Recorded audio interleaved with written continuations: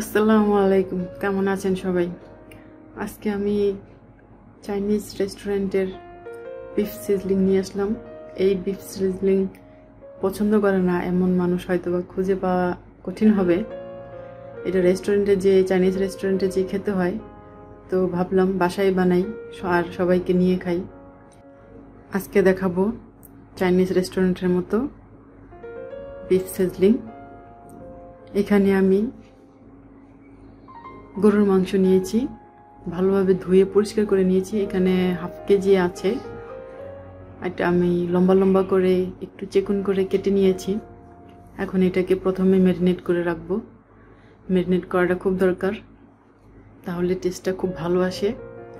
প্রথমে আমি লবণ দিয়ে দিলাম স্বাদ মতো, তারপর দিয়ে দিচ্ছি 1 টেবিল চামচ আদা, 1 টেবিল চামচ রসুন, তারপর দিচ্ছি ভিনেগার, হোয়াইট ভিনেগার। এখানে আমি হোয়াইট ভিনেগার দিচ্ছি 2 টেবিল চামচ দিয়ে তারপরে আমি এর মধ্যে দেব মরিচ।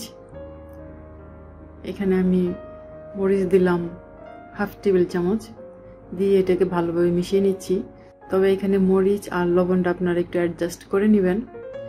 এটাকে খুব ভালোভাবে মিশাতে হবে, মিশিয়ে এটাকে রেস্টে রাখতে হবে কমপক্ষে 1 ঘন্টা। চাইলে আপনারা আরও বেশি রাখতে পারেন, যত রাখবেন তত টেস্টটা আরও ভালো হবে। আর সেই সাথে দেখিয়ে দিচ্ছি আমি কি কি ভেজিটেবল নিয়েছি। আমি গাজর নিয়েছি আর 3 রকমের ক্যাপসিকাম নিয়েছি, সবুজ, লাল, হলুদ। আর নিয়েছি 4টা রসুনের কোয়া। এটা আমি কুচি কুচি করে চপ করে তারপর এটাকে প্রথমে আমি ভাজবো যখন রান্নাটা শুরু করব। রান্না শুরু হওয়ার আগে আমি দুটো কাজ সেরে নিই। প্রথমে আমি সসটা বানিয়ে নিই। সসটা ছাড়া সিজলিং হয় না, টেস্ট আসবে না। প্রথমে নিয়ে নিলাম টমেটো সস। এই রেসিপিটা আমার আছে, আমি আপনাদেরকে দিয়ে দেবো, চাইলে দেখে নিতে পারেন। তারপরে নিলাম চিলি সস, দুইটাই নিয়েছি 3 টেবিল চামচ করে।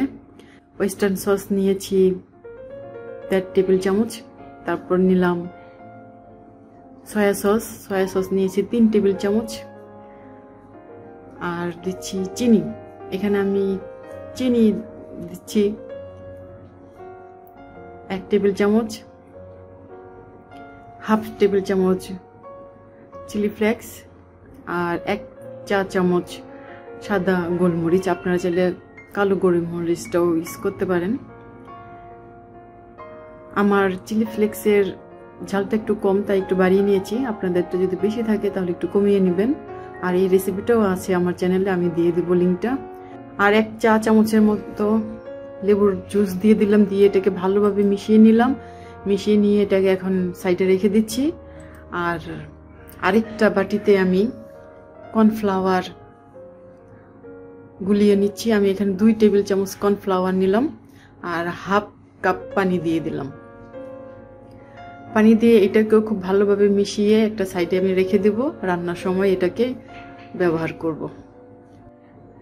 তারপর আমি রান্না করা শুরু করে দিলাম। একটি ফ্রাই প্যানে আমি 3 টেবিল চামচের মতো রেগুলার তেল নিলাম। আপনারা চাইলে অলিভ অয়েল দিয়েও করতে পারেন, সেসমি অয়েল দিয়েও করতে পারেন, আমি রেগুলার অয়েল দিয়ে করছি। তারপর আমি সব মাংসগুলো দিয়ে দিচ্ছি। মাংসগুলো দিয়ে তারপর এটাকে ভালোভাবে একটু ভেজে নেব। আর এই মাংসটা ভাজতে বেশি সময় লাগবে না, কারণ আমরা ভিনেগার ইউজ করেছি, এর জন্য মাংসটা খুব তাড়াতাড়ি হয়ে যাবে। এখন সেই বাটিতে আমি হাফ কাপ পানি নিয়েছি। পানি নিয়ে সেই বাটির মধ্যে আমি কর্নফ্লাওয়ার নিচ্ছি 2 টেবিল চামচ। নিয়ে এটাকে ভালোভাবে মিশাতে হবে।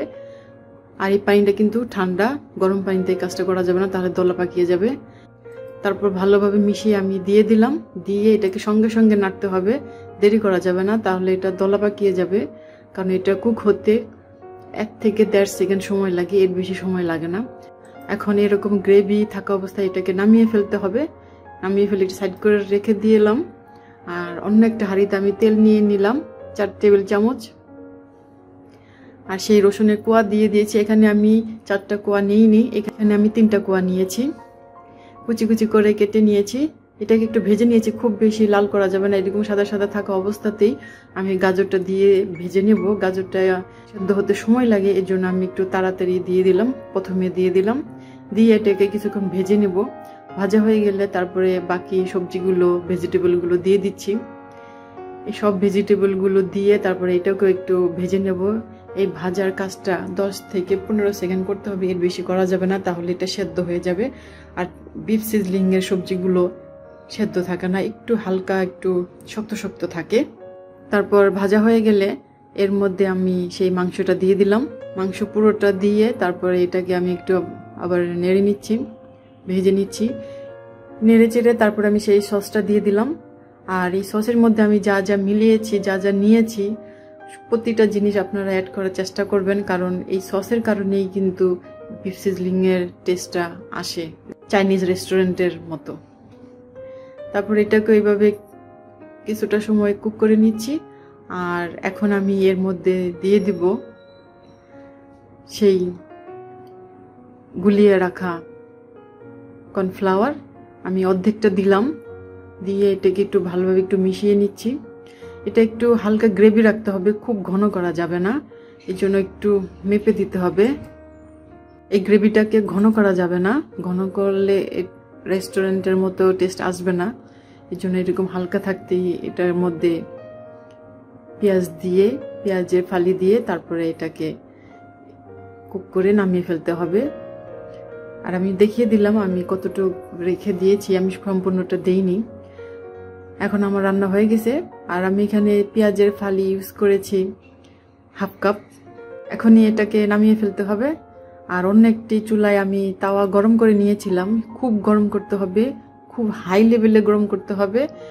গরম করে তারপর এর মধ্যে আমি কিছুটা বাটার দিয়ে দিলাম, এই বাটারটা আমার হোমমেড বাটার। আর দিয়ে দিলাম কিছু পেঁয়াজের কুচিটা দিয়ে তারপর একটু ছড়িয়ে দিচ্ছি। আর কতটা গরম হয়েছে তা আপনারা দেখেই বুঝে গেছেন, খুব গরম।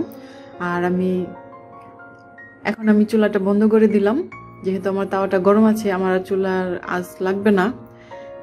তারপর এই গরম তাওয়ার উপরে আমি সেই মাংসগুলো দিয়ে দিচ্ছি, দিয়ে এটাকে ছড়িয়ে দিচ্ছি। ছড়িয়ে দিয়ে এভাবেই আমি রেখে দেবো চুলার উপরে কিছুক্ষণ।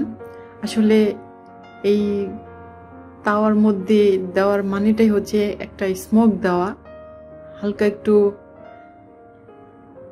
পুরা একটা স্মোক দেওয়া, এর বেশি কিছুই না। তবে আপনাদের যদি সিজলিংয়ের ডিশ থাকে সেটার মধ্যেও করতে পারেন, আমার কাছে নেই তাই আমি তাওয়ার মধ্যে করলাম। এভাবেই বিফ সিজলিং আমি বাসায় করে হয়ে গেল। এভাবেই আপনারাও করে নিতে পারেন যদি আপনাদের পছন্দ হয়। খুবই সহজভাবে আমি দেখানোর চেষ্টা করেছি, আশা করছি আপনাদের ভালো লেগেছে। ভালো লেগে থাকলে তাহলে প্লিজ আমাকে সাপোর্ট করেন, আমাকে সাপোর্ট করার জন্য আমার চ্যানেলটা সাবস্ক্রাইব করেন।